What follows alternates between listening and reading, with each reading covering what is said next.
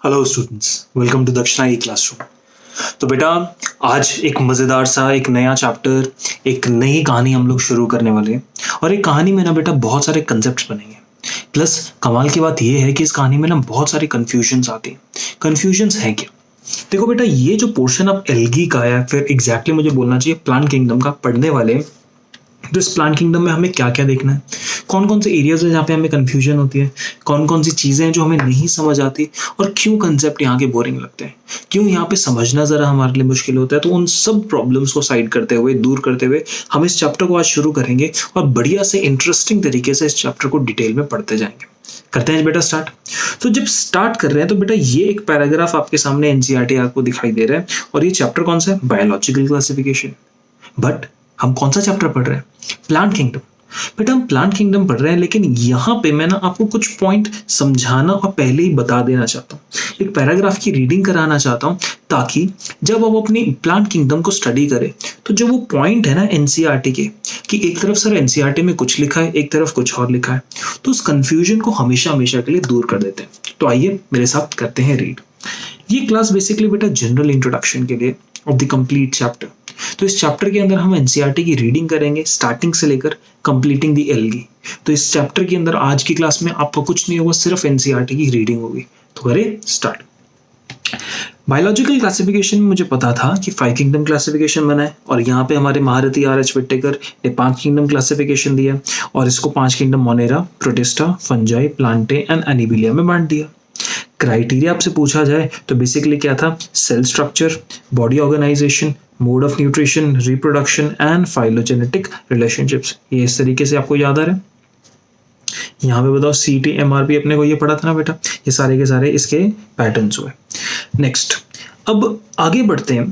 The 3 domain system, जो 6 kingdom classification था ना, 3 डोमेन अपन ने पढ़ी थी, यूकैरिया, दूसरा आर्किया और तीसरा यूबैक्टीरिया। तो ये 6 किंगडम क्लासिफिकेशन की बात कर रहे हैं।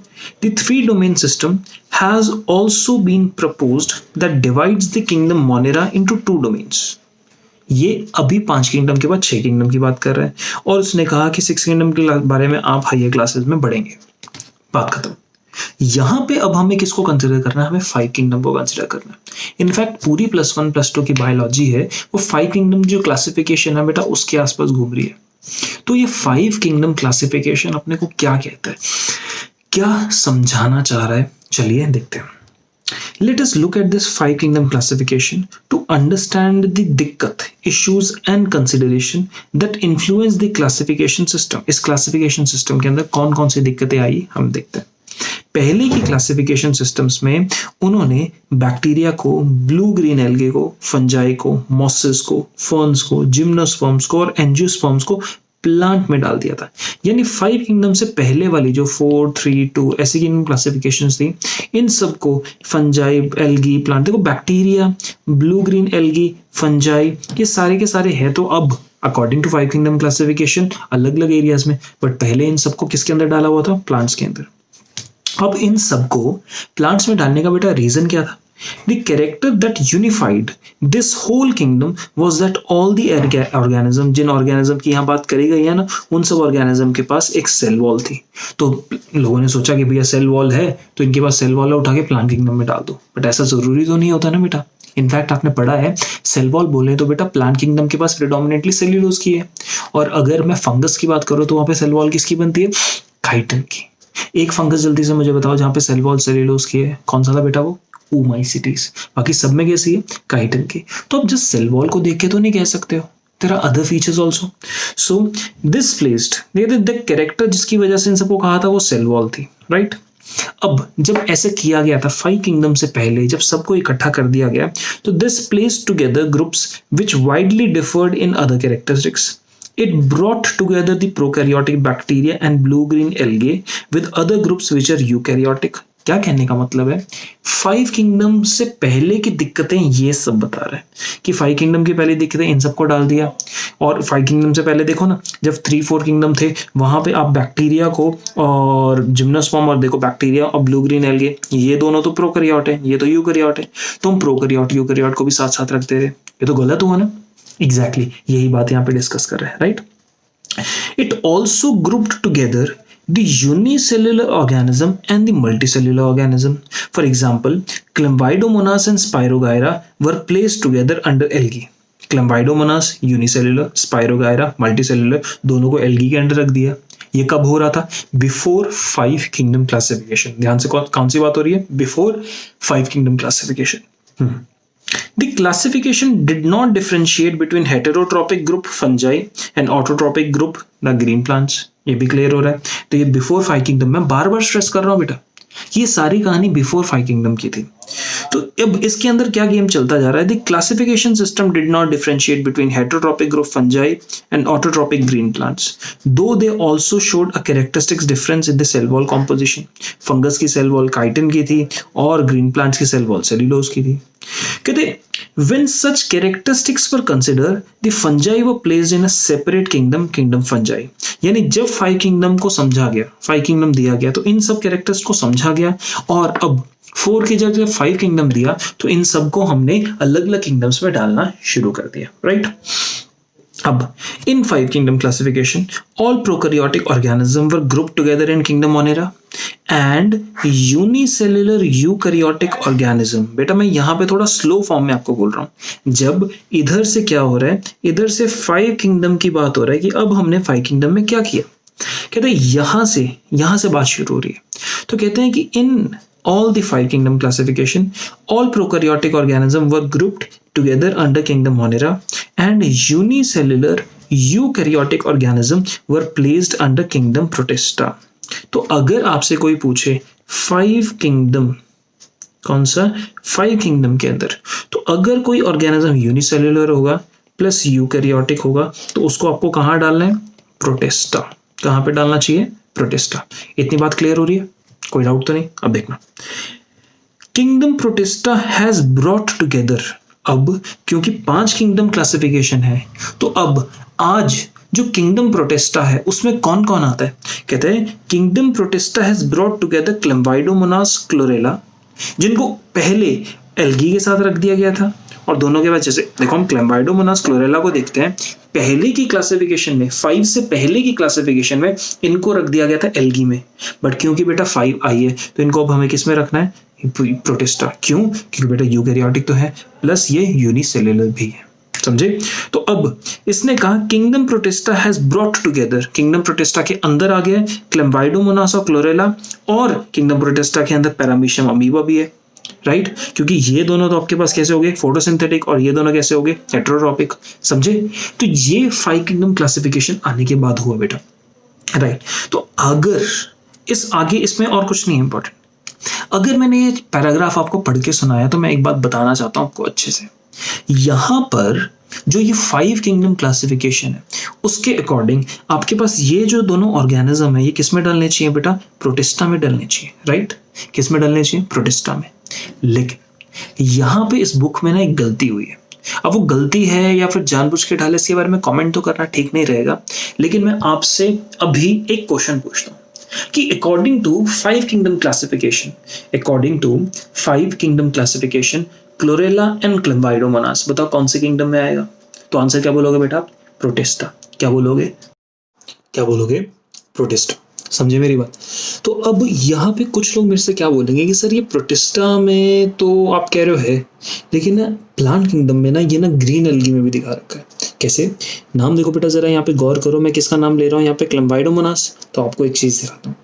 एनसीईआरटी ने बेटा यहाँ क्या गलती करी है? एनसीईआरटी ना कुछ कंफ्यूजन्स कर देता है, हमारे लिए समझना ज़रा मुश्किल कर देता है. तो इस बात को क्लैरिफाई करने के लिए मैं पहले ही इस वाले चैप्टर पे आ रहा हूँ. चैप्टर है प्लांट किंगडम में आगे बढ़ोगे, आगे बढ़ते बेटा आप यहाँ पे ग्रीन एल्गी में जाओगे और आपको क्या यहाँ पे क्लैम्बाइडोमोनास दिखाई दे रहे हैं? यस. एनसीईआरटी ने क्लैम्बाइडोमोनास को कह दिया कि वो तो प्रोटिस्टा में, और यहाँ पे भी दिखा दिया. तो हमारे पास क्वेश्चन आएगा तो हम क्या कहेंगे? तो मेरी बात सुनो. अगर आपके पास क्वेश्चन आता है कि ये क्लैम्बाइडोमोनास कहाँ है, और क्वेश्चन ऐसे फ्रेम किया गया कि अकॉर्डिंग टू 5 किंगडम क्लासिफिकेशन क्लैम्बाइडोमोनास को कहाँ रखना है, तो बेटा क्या जवाब दोगे? तुम जवाब दोगे क्लैम्बाइडोमोनास को रखना है प्रोटिस्टा में. बट अगर आपके पास ये क्वेश्चन आ गया कि chlamydomonas a green algae does such and such functions, तो स्टेटमेंट में अगर 5 किंगडम नहीं लिखा तो क्लेम्बाइडोमोनास को आप ग्रीन एल्गी का पार्ट समझ के ही सॉल्व करोगे। समझ गया मेरी बात? तो क्वेश्चन को अप्रोच कैसे करना है ये बेटा, ये वाली बात डिपेंड करती है कि क्वेश्चन का स्टेटमेंट क्या है। ये वाली बात बहुत सारे 90% बच्चों को नहीं समझ आती। अगर तुम्हें समझ आ गई तुम तो ऑलरेडी आ गए। तो बेटा करते हैं अब हम प्लांट किंगडम वाला चैप्टर शुरू। इस चैप्टर की स्टार्टिंग में बेटा कुछ पैराग्राफ थे जो हम ऑलरेडी कर चुके हैं, तो एक बार हम क्या करते हैं स्टार्टिंग से एक बार फिर रीड कर लेते हैं। ये वाला पोर्शन इज सिंपल सा इंट्रोडक्शन, तो अपन ये नहीं पढ़ेंगे, यहाँ से शुरू करते हैं। Let us look at classification within angiosperms to understand some of the concern that influence the classification systems. The earliest classification system used only gross superficial morphological characters. यानी जो सबसे पहले क्लासिफिकेशन सिस्टम्स, याद है ना बेटा हमने बायोलॉजिकल क्लासिफिकेशन में सबसे पहले लेक्चर में ये किया था, different type of classification system, 2 kingdom, 3 kingdom, 4 kingdom, ऐसे ऐसे। तो कहते हैं जो सबसे पहले ये 2 किंगडम वाले क्लासिफिकेशन सिस्टम्स थे ना जो लिनस ने यूज किए थे, उनके साथ प्रॉब्लम क्या थी कि वो बॉडी की एक्सटर्नल अपीयरेंस यानी बॉडी की मॉर्फोलॉजी को कंसिडर कर रहे हैं।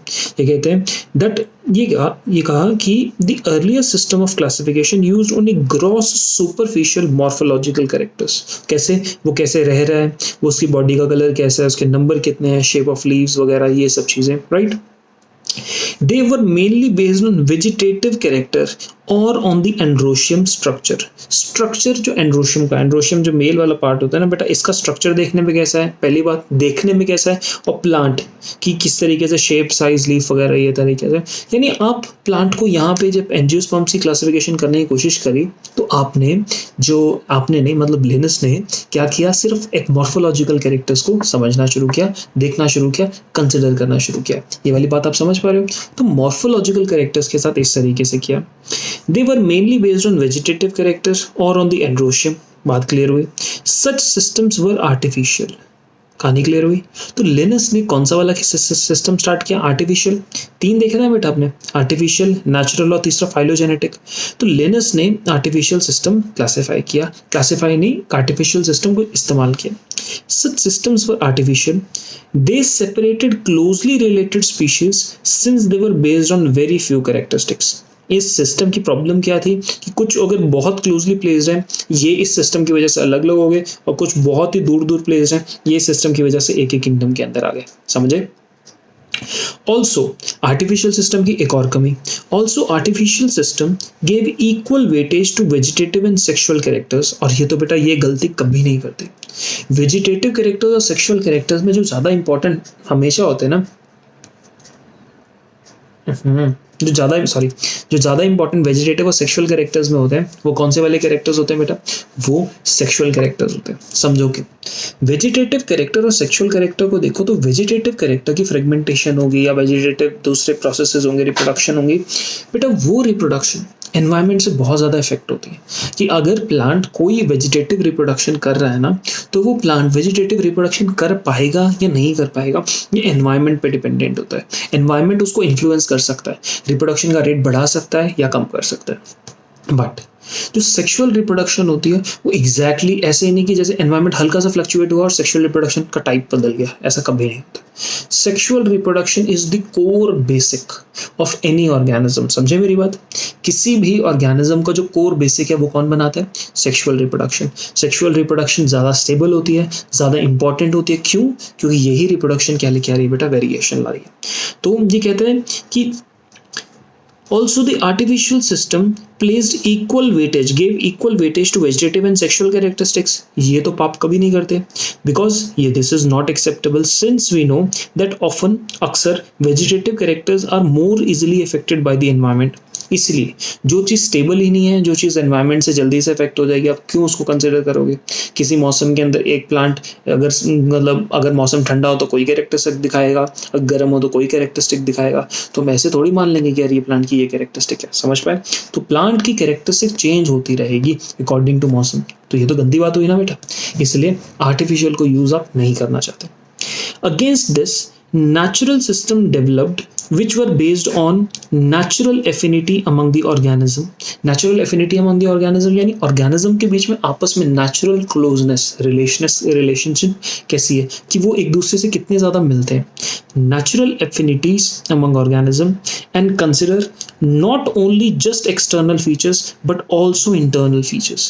यानी natural system के अंदर आपने क्या दिया, natural रिलेशनशिप्स को बेटा ऑब्जर्व किया, इसके साथ साथ एक्सटर्नल एंड इंटरनल फीचर्स इनको भी कंसिडर किया, इसको भी कंसिडर किया और इसको भी, right. Like ultra structure, anatomy, embryology, phytochemistry, ये सब चीज़ें यानी इंटरनल अंदर का जो सेल का स्ट्रक्चर होता है उसको देखना शुरू किया. एनाटॉमी, प्लांट को काट के देखा, जाइलम फ्लोएम कहाँ पर है, किस तरीके से अरेंज्ड है. एम्ब्रियोलॉजी, प्लांट का एम्ब्रियो डेवलप कैसे हो रहा है, इस पे बेसिस पे पता लगा डाइकॉट मोनोकॉट क्या होते हैं. फाइटोकेमिस्ट्री, प्लांट के सेल्स में जो ऑर्गेनेलीज हैं और जो बाकी केमिकल्स बन रहे हैं वो कैसे कैसे बन रहे हैं. यानी एक्सटर्नल और इंटरनल फीचर्स सबको देखना शुरू किया. कौन से सिस्टम ने, नेचुरल सिस्टम ने. Such a system of classification for flowering plants was given by George Bentham and Joseph Dalton Hooker. इतना डन क्लियर हो गया. तो नेचुरल सिस्टम जब दिया गया, प्लांट्स के लिए दिया गया, तो बेंथम एंड हुकर ने दे दिया. क्लियर हो गया. आज के time eight present phylogenetic classification systems based on, बेटा फाइलोजेनेटिक का मतलब क्या होता है, एवोल्यूशन. तो अगर फाइलोजेनेटिक क्लासिफिकेशन सिस्टम है तो वो कौन से रिलेशनशिप्स को कंसीडर करेगा, वो इवोल्यूशनरी रिलेशनशिप्स को कंसीडर करेगा ना बेटा. तो देखो at present phylogenetic classification systems based on evolutionary relationships, इसके ऊपर evolutionary relationships between various organisms are acceptable. आज के टाइम पे हम इवोल्यूशनरी रिलेशनशिप्स के बेसिस पे आज अपना काम करते हैं. ध्यान रखना बेटा, इस फाइलोजेनेटिक क्लासिफिकेशन सिस्टम में इवोल्यूशनरी बेसिस भी आता है, इंटरनल प्लस एक्सटर्नल सब फीचर्स को कंसिडर किया जाता है. This assumes that organism belonging to same taxa मतलब same category में है, they have common ancestor. अगर organism आज एक ही taxa में है तो इन दोनों का एक ही common ancestor होगा. अगर आज मैं बात करता हूँ कि एक डॉग है पिटबुल, नाम सुना है आपने, दूसरा डॉग है आपके पास जर्मन शेफर्ड, तो ये दोनों अलग अलग डॉग हैं लेकिन ये एक ही टैक्सन से बिलोंग करते हैं. अब ये वाला इनका कोई ना कोई कॉमन एंसेस्टर होगा, राइट. पक्का बात क्लियर. अगर मैं यहाँ पे ये ऑर्गेनिज्म देखता हूँ, इस ऑर्गेनिज्म ने डेवलप किया अपने आप को डॉग्स में और इस ऑर्गेनिज्म ने डेवलप किया अपने आप को कैट्स में और फिर आगे अलग अलग टाइप की ब्रीड्स आने शुरू होगी, ए ब्रीड, बी ब्रीड, सी, डी, डन. तो अब अगर मुझे इसका एंसेस्ट्रल रिलेशनशिप पता लगेगा तो ही तो मैं समझा पाऊंगा कि ये एंसेस्ट्रल रिलेशनशिप्स है. देखो ना, जैसे यहाँ पे मैमल्स, अब मैमल्स में ये मैमल्स का ये एग्जांपल हो गया, तो मैमल्स में इधर आपके पास काउज भी आ जाएंगी, मैमल्स में इस तरफ हॉर्सेस भी आ जाएंगे. हॉर्स वाला जैसे मैं यहाँ पे सिंपल सा बोल देता हूँ, अरे बाबा, मैमल्स में इस तरीके से इक्वस के अंदर आपके पास हॉर्स भी आ जाएंगे, अपने पास डंकी भी आ जाएंगे. अगर मैमल्स में यहाँ पे रूमिनेंट्स आ जाएंगे, जैसे और थोड़ा सा और इसको आसान करो, रूमिनेंट लिखने की जगह प्राइमेट लिख दो. एक कैटेगरी प्राइमेट्स के अंदर, मैमल्स के अंदर और क्या क्या आते हैं, प्राइमेट्स के अंदर यहाँ पे एप्स आ जाएंगे, यहाँ पे ह्यूमंस आ जाएंगे, यहाँ पे मंकीज आ जाएंगे. इस तरीके से आप समझ रहे हो. तो अगर मुझे एंसेस्ट्रल रिलेशनशिप पता लगता है तो मुझे रियलिटी में पता लगता है कि ये ऑर्गेनिज्म कहाँ आया था, किस तरीके से आया था और किस किस के बीच में कैसे कैसे relationships. Done. At present, phylogenetic classification systems based on evolutionary relationships between various organisms are acceptable. इसका मानना है, इसके अकॉर्डिंग, phylogenetic relationships के according, this assumes that organism belonging to same taxa have common ancestor. We now use information from many other sources to help to resolve or to help to solve the difficulties in classification. यानी हम अलग अलग तरीके इस्तेमाल करते हैं, अलग अलग टेक्निक्स इस्तेमाल करते हैं ताकि क्लासिफिकेशन करने में जो प्रॉब्लम्स आती है उसको सॉल्व कर सकें. तो याद है ना बेटा, टेक्निक को हम क्या टर्म करते हैं, टैक्सोनॉमी. यस, याद है ना आपको बेटा, टैक्सोनॉमी यानी एक टेक्निक है, यानी एक प्रोसेस है ना बेटा. तो टैक्सोनॉमी को इस्तेमाल किया जाता है ऑर्गेनिज्म को क्लासिफाई करने में. जब ऑर्गेनिज्म को क्लासिफाई किया गया तो कैसे कैसे हो सकता है, कौन कौन से टूल्स हैं. This become more important when there is no supporting fossil evidence. समझाता हूं मेरी बात. मीनवाइल कि आप देखो, अगर आपको एंसेस्ट्रल रिलेशनशिप्स चाहिए, एवोल्यूशनरी रिलेशनशिप थी है, तो हमें पता लगता है कि वो एंसेस्टर कॉमन है, एक कॉमन एंसेस्टर है, एंसेस्टर मतलब पूर्वज है, और इससे इस तरीके से अलग अलग टैक्स आ रहे हैं। अब आपके पास देखोगे ये ऑर्गेनिज्म है, अब ये ऑर्गेनिज्म को जो मैंने स्टडी किया तो बेटा इसका ना मैंने पास्ट देखना शुरू किया, समझ लो ये ह्यूमन है। अब ह्यूमंस की बेटा मैं हिस्ट्री देखता हूँ तो मैं दुनिया में अलग अलग जगह के गड्ढे खोदूंगा, वहाँ पे पुराने जैसे पूर्वज जो हमारे होते थे आदिवासी, या आदिवासी से भी और पीछे पीछे चल जाओ जैसे आदि मानव होते थे, उनके स्केलेटन्स मिलते हैं, वहीं से तो बेटा अपने को आइडिया लगता है कि एग्जैक्टली कौन सी चीज़ कहाँ है, वहीं से तो अपने को एग्जैक्टली आइडिया लगता है कि कौन सा या कौन सा वाला जो ह्यूमन का इंसेस्टर था वो किस जगह पे मिलता था। दैट मीन्स हम लोग अगर फॉसिल्स को अगर ढूंढ पाए तो हमारे लिए ना एंसेस्टर्स की रिलेशनशिप की इसका इनका कॉमन इंसेस्टर था, ये वाला बात बतानी बहुत आसान होती है। लेकिन अगर बेटा अगर हमें फॉसिल्स की अगर ना मिले, सोचो कि फॉसिल अपने को अगर नहीं मिल रहे तो कॉमन इंसेस्टर बताना हमारे लिए मुश्किल हो जाएगा ना बेटा। इसीलिए स्पेसिफिकली यहाँ पे एनसीईआरटी कहती है कि when we now use information from many other sources to help to resolve difficulty in classification। और difficulties क्यों हो रही है, स्पेसिफिकली मोर इंपॉर्टेंट तब हो जाता है, डिफिकल्टी हमें तब ज़्यादा आती है जब हमारे पास कोई फॉसिल एविडेंस नहीं होता, समझे। अब हम टेक्सोनॉमी कैसी कैसी यूज़ करते हैं, न्यूमेरिकल टेक्सोनॉमी जिसके अंदर हम सिंपल सी बात हर कैरेक्टर को नंबर दे देते हैं, फिर दूसरा हम साइटोटैक्सोनॉमी देखते हैं, हम सेल का स्ट्रक्चर देखते हैं, कीमोटैक्सोनॉमी देखते हैं, हम सेल के कॉन्स्टिट्यूएंट्स के केमिकल स्ट्रक्चर देखते हैं, तो ये सब बातें हम लोग ऑब्जर्व करते हैं। यहाँ तक डन बेटा, पक्का क्लियर। नेक्स्ट एल्गी अब हमारी पहली कैटेगरी है यहाँ पे जो स्टार्ट हो रही है। तो हमने प्लांट किंगडम की इंट्रोडक्शन को बेसिकली अंडरस्टैंड कर दिया, तो अब अपन को पढ़ रहा है कि एल्गी है क्या। एल्गी आर क्लोरोफिल बियरिंग, इनके पास क्लोरोफिल होता है, सिंपल है, थैलॉइड स्ट्रक्चर है यानी रूट स्टेम लीफ, जैसे फंगस में भी नहीं होती यहाँ पर भी नहीं है। एल्गी इस तरीके से एक पेज की तरह होती है, इस तरीके से आपके पास एक पेज की तरह ये आपके पास ये एल्गी ऐसे से मिल जाती है, समझे, ये अपने को एल्गी मिल जाती है। एल्गी आर थैलॉइड ऑटोट्रॉपिक, मालूम है, largely aquatic, both fresh water and marine, largely aquatic यानी कुछ एल्गी आपको टेरेस्ट्रियल हैबिटेट में मिलने की आपके पास जरूरत भी कर लेते हैं, मतलब वो कुछ है ना, बट एनसीईआरटी कहते हैं लार्जली एक्वेटिक। मरीन और फ्रेश वाटर दोनों में मिल सकती है। They occur in variety of other habitat, जैसे मॉइस्ट जोन तो टेरेस्ट्रियल हैबिटेट हुआ ना, soils terrestrial habitat, wood terrestrial habitat. तो एल्गी सिर्फ और सिर्फ पानी में नहीं मिलती, जमीन पे भी मिल सकती है। Some of them also occur in association with fungi, fungi के साथ पढ़ा था ना बेटा, लाइकन्स, एनिमल्स के साथ, कुछ एनिमल के ऊपर भी ग्रो कर जाती है। एक अपने पास स्लॉथ बियर होता है, स्लॉथ बियर एक अपने पास जानवर है, उसकी फर पे एल्गी ग्रो करने लगती है। बोलो एल्गी कहाँ कहाँ मिलती है, तो क्वेश्चन मिलेगा algae is only found in the water, that question will be wrong. They are largely aquatic यानी most of them are aquatic, but some can also be found in the terrestrial habitats. इतना done बेटा। The form and size of algae is highly variable। शक्ल सूरत में और structure में बहुत अलग अलग होती हैं, कोई बहुत बड़ी भी हो सकती हैं, कोई बहुत छोटी भी हो सकती हैं। रेंजिंग फ्रॉम कॉलोनियल फॉर्म्स मतलब हैं तो छोटे छोटे चीज़ें, लेकिन वो साथ साथ कॉलोनी में इस तरीके से रह रहे हैं कि इस तरीके से छोटे छोटे स्ट्रक्चर हैं, लेकिन इकट्ठे एक झुंड बना के कॉलोनी में रहेंगे, तो इस तरीके से भी रह सकते हैं। The structure and size and form is highly variable, वो कॉलोनियल फॉर्म्स में भी रह सकते हैं, जैसे कॉलोनी में कौन बना के रहते हैं, वॉलवॉक्स। देखो यहाँ पे इंडिविजुअल आपको ये दिखाई दे रहा है, ये इंडिविजुअल सेल्स हैं और ये एक दूसरे के साथ एसोसिएट करके यहाँ पे इस तरीके से रह रहे हैं, कॉलोनी में बनाए रह रहे हैं बेटा, ये देखो अब समझ पा रहे हो, तो इस तरीके से कॉलोनी बना के रह रहे हैं। कौन हुआ, volvox. Filamentous forms like ulothrix and spirogyra, filamentous form यानी लंबे लंबे इस तरीके से फिलामेंट की तरह यहाँ पे इस तरीके से इनका स्ट्रक्चर होगा, लंबे लंबे फिलामेंट्स की तरह एग्जिस्ट भी कर सकते हैं। A few of the marine forms such as kelps for massive plant bodies. कभी कभी क्या होता है, आप वाटर के अंदर अगर डेप्थ्स पे जाओगे ना बेटा, वाटर की डेप्थ्स पे जाने के बाद आपको क्या रियलाइज होगा, सी वाटर में एकदम समुद्री तल पे पहुंचोगे, वहां पर जो एल्गी का जो स्ट्रक्चर होता है वो बहुत बड़ा होता है, बहुत बड़ा यानी कई 100 मीटर तक चल जाता है। कैसे होते हैं, वो समुद्र के तल पे लगे होते हैं और वहां से ग्रो करते हैं और उनकी लेंथ कई 100 मीटर होती है, तो इनको मासिव फॉर्म्स कहते हैं। मासिव यानी जो बहुत बड़े होते हैं। क्या होते हैं बेटा, ये कैल्प्स होते हैं। क्या होते हैं, कैल्प्स। क्लियर हुआ।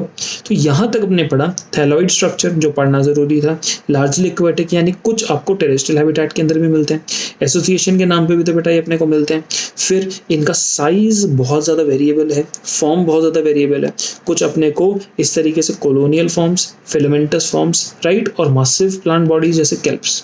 ये क्यों बेटा स्ट्रेस कर रहा हूँ मैं यहाँ पे क्वेश्चंस बनते हैं। तो आप लोग आज इसके साथ तो मैं तुम्हें नोट्स नहीं दे रहा हूँ, आपने आज इतने वाले पोर्शन को जो मैं पढ़ाते जा रहा हूँ उसके ना रफ नोट्स अपने पास बनाने, ताकि आपके लिए रफ मैनर के अंदर चीज़ें एक तरफ लिखी हो, राइट। एल्गे रिप्रोड्यूस कैसे करेगी? रिप्रोडक्शन बेटा वेजिटेटिव, एसेक्सुअल एंड सेक्सुअल, 3 तरीके। क्या ये 3 तरीके आपको फंगस में मिले? यस। उसी तरीके से यहाँ पे भी ये 3 तरीके अपने को मिलेंगे। द वेजिटेटिव रिप्रोडक्शन कैसे होगी? By fragmentation. फ्रेगमेंटेशन का मतलब क्या होता है? ये मेरे पास स्ट्रक्चर है, इसका ये थोड़ा सा पार्ट टूट के ये पड़ जाना, तो ये अपने पास फ्रेगमेंट बन गया। अब ये जो फ्रेगमेंट अपने पास है बेटा, ये फ्रेगमेंट धीरे धीरे ग्रो करेगा और ग्रो करते करते करते करते पूरी की पूरी एल्गी बना लेगा। ये कहते हैं each fragment develops into a thallus. समझे? तो ये छोटा सा जो अपने पास फ्रेगमेंट आया, ये फ्रेगमेंट धीरे धीरे ग्रो करेगा और पूरी की पूरी वैसी जैसे एक बड़ी एल्गी होती है वैसी की वैसी एल्गी बना लेगा। Each fragment develops into a thallus. Asexual reproduction is by production of different type of spores. हमने वेजिटेटिव कर लिया फ्रेगमेंटेशन के थ्रू। अगर एसेक्सुअल रिप्रोडक्शन को करना है तो क्या होगा? Production of different type of spores. और स्पोर्स अगर बनाने हैं तो सबसे कॉमनली स्पोर कौन सा बनता है? द मोस्ट कॉमन बीइंग जू स्पोर। तो बेटा मैं तुमसे यहाँ क्वेश्चन पूछता हूँ, अगर ये स्पोर जू स्पोर है, कौन सा? अगर ये स्पोर जू स्पोर है तो जू स्पोर मोटाइल होगा कि नहीं होगा? यस। ये स्पोर किस तरीके से होगा? मोटाइल होगा। The most common being zoospore. They are flagellated, इसीलिए तो मोटाइल है। And on germination give rise to new plants. Zoospore है, मोटाइल है और जर्मिनेट करेगा और नए प्लांट्स बन जाएंगे। देखो एसेक्सुअल रिप्रोडक्शन हो रहा है, स्पोर बन रहा है। स्पोर कौन सा वाला बन रहा है? अपने पास जू स्पोर मोटाइल है, और अगर स्पोर मूव करते करते करते करते कहीं जाके बैठ जाएगा तो जर्मिनेट करेगा और एक नया प्लांट बन जाएगा। Sexual reproduction takes place through fusion of 2 gametes, यानी गैमेट्स बन रहे हैं सेक्सुअल रिप्रोडक्शन के लिए और वो दोनों गैमेट्स फ्यूज करेंगे तो सेक्सुअल रिप्रोडक्शन आपके पास हो जाएगा। These gametes can be flagellated और similar in size। समझे? तो गैमीट्स की बात कर रहे हैं बेटा, अपने को गैमीट्स फ्यूज करेंगे और रिप्रोडक्शन हो जाएगा, इतना तो समझ आता है। हमें एक और चीज तो पढ़ी थी बेटा, वर्ड पढ़ा था isogamous and isogamous, right. Isogamous gametes size and structure में सेम होते हैं, एंड आइसोगैमस में वो अलग अलग होते हैं, राइट। ये कहता है दी sexual reproduction takes place through fusion of gametes. These gametes can be flagellated and similar in size. ये फ्लैजिलेटेड होंगे और साइज में सेम होंगे जैसे यूलोथ्रिक्स। यानी अगर आपके पास आइसोगैमस में नॉन मोटाइल हो, आइसोगैमस की बात करें फ्लैजिलेटेड हो, यानी मैं कहूँ आइसोगैमस में फ्लैजिलेटेड और फ्लैजिलेटेड की बात करें तो यहाँ पे एग्जांपल क्या आएगा? यूलोथ्रिक्स। और non flagellated non motile but similar in size such as in Spirogyra, यानी आइसोगैमस का नॉन फ्लैजिलेटेड, इसका कौन सा होगा अपने पास? स्पाइरोगायरा। बेटा आप एक चीज समझ रहे हो, मैं लाइन टू लाइन पढ़ रहा हूँ, लाइन टू लाइन नोट्स बनाते जा रहा हूँ, और ये नोट्स ना आपके लिए बनाना थोड़ा ज़्यादा ज़रूरी है। नोट्स में आपको खुद बना के दे देता हूँ, आप उसको लिख लेते हो, बहुत अच्छी बात है। लेकिन बेटा जब रफ में आप लिखते हो ना, ऐसी रफ में बाय ऑल बाय योरसेल्फ आप खुद प्रैक्टिस करते हो, पढ़ते हो, तो चीज़ों को समझने के लिए उनको हमेशा ऐसे फॉर्म में लिखा करो, आपको चुटकी में चीज़ें समझ आ जाएंगी, right. Such reproduction is called isogamous। मालूम था अपने को, तो हम बहुत इंटेलिजेंट है। The fusion of 2 gametes dissimilar in size, size में फर्क है, as in species of Urodina are termed as anisogamous। जब anisogamous होते हैं dissimilar in size। Fusion between one large non-motile static female gamete, यानी large है non motile है, एक ही जगह रहते हैं, and a smaller motile male gamete is called as oogamous। और oogamous का एग्जाम्पल बेटा वॉलवॉक्स एंड फ्यूकस। यहाँ तक दे रखा है, ये आपको डिफरेंट स्ट्रक्चर दिखा रखे हैं। ये अपने को देखो स्ट्रक्चर हम यहाँ से देखना शुरू करते हैं। ये सबसे पहले अपने को Volvox colonial form, Ulothrix filamentous forms, ये अपने को एल्गी दे रखी। ये एल्गी कौन से बेटा? Green algae. फिर अपने को नेक्स्ट दे रखे ब्राउन एल्गी, लेमिनारियम, फ्यूकस और डिक्टियोटा, राइट। इस तरीके से एल्गी के स्ट्रक्चर्स दिए हुए हैं, राइट। एल्गी हमें बेनिफिट कैसे देती है? Algae are useful to man in variety of ways. इंसान को बहुत अलग अलग तरीकों से मदद करती है algae. At least a half of the total carbon dioxide fixation on earth is carried out by algae through photosynthesis। जितनी भी कार्बन डाइऑक्साइड अर्थ पे निकलती है ना, उसका 50% तो एल्गी ही फोटोसिंथेसिस में कंज्यूम कर लेती है। आप समझ रहे हो एल्गी का कितना इंपॉर्टेंस है? इतनी सारी एल्गी है कि जितना भी CO2 निकल रहा है, उस CO2 को सारा का सारा आधा 50% ऑफ द CO2 तो एल्गी ही कंज्यूम कर जा रही है। एल्गी हमारे लिए कितनी इंपॉर्टेंट है। Being photosynthesis, they increase the level of dissolved oxygen in their immediate environment. तो समुद्र के पानी में ऑक्सीजन कौन डालता है? यही तो डालते हैं। वो एल्गी ऑक्सीजन बनाते हैं और समुद्र के पानी में ऑक्सीजन को डिसॉल्व कर देते हैं। They are of paramount importance as the primary producers of energy rich compound which form the basis of food cycles of all aquatic animals. Actually क्या होता है बेटा, अगर आप एक्वाटिक एनिमल्स की बात करें, किसकी? एक्वाटिक एनिमल्स की, तो एक्वाटिक एनिमल्स के साथ गेम क्या है? इनको फूड खाना है और फूड तो प्लांट्स खाते हैं। तो समुद्र के अंदर पेड़ तो उगते नहीं, तो बेटा प्लांट्स के नाम पे वो किसको खाते हैं? एल्गी को। फिर एल्गी को कौन खाता है? जू प्लैंक्टन। कौन खाता है? जू प्लैंक्टन। जू प्लैंक्टन को कौन खाता है? Small fishes. स्मॉल फिशेस को कौन खाता है? Large fishes. इतना तो अपने को समझ आ रहा है। तो आप देखो, फूड का जो सोर्स है, बेसिस है, वो कौन बना रहा है? एल्गी बना रहा है ना। देखो, they are of very paramount very high importance as primary producers of energy rich compound, यानी वो प्रोड्यूसर्स की तरह काम कर रहे हैं, which form the basis of food cycles of all aquatic animals. Basis of food cycle यानी food cycle सारी की सारी यहीं से तो शुरू हो रही। Clear? Many species of Porphyra, Laminaria, Sargassum are among 70 species of marine algae used as food. यानी आज हमारे पास अगर खाने के लिए हम कितनी स्पीशीज ऑफ एल्गी को खाने की तरह यूज करते हैं? अराउंड 70। और खाने के लिए जो यूज होती हैं, एग्जाम्पल बोलो, पोरफायरा, लेमिनेरिया, सार्गेसम। राइट, आगे बढ़ते हैं। Certain marine brown algae and red algae produce large amount of hydrocolloids, water holding substance like algin, brown algae and carrageen, red algae, which are used commercially. क्या है ये? आपने jelly देखी? Jelly जो हम खाते थे, मार्केट से भी लेके आके खाते या हम घर पे भी बना सकते हैं। ये जेली क्या करती है बेटा? जेली को आप बनाते वक्त आपके पास एक पाउडर आता है, उसको पानी आता है, दोनों को खोल देते हो, फ्रिज में रख देते हो। तो अब पानी कहाँ गया? उस पाउडर ने सोख लिया। तो पानी का जो पानी था ना बेटा, इतना सारा पानी डाला था, वो सारा का सारा पानी पाउडर ने सोख लिया ना। That means jelly is now retaining the water. Jelly is now retaining, holding the water. तो कोई चीज जो अपने स्ट्रक्चर में पानी को होल्ड करके रखे, ऐसी चीज को कहते हैं हाइड्रोकोलॉइड। क्या कहते हैं? Hydrocolloid, water holding substance. जैसे बोलो अपने पास जेली, जो अपन लोग खाते भी। राइट, तो ये सब अपने को आती कहाँ से, मिलती कहाँ से?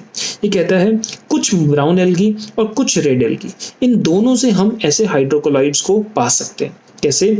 जैसे एल्जिन जो एक ब्राउन एल्गी का प्रोडक्ट है और कैरागीन एक रेड एल्गी का प्रोडक्ट है, जिसको कमर्शियली यूज किया जा सकता है। राइट, अगार जो जेली जैसा एक स्ट्रक्चर होता है, one of the commercial product किससे मिला? Gelidium and gracilaria are used to grow microbes and in preparation of ice creams and jellies. समझे मेरी बात?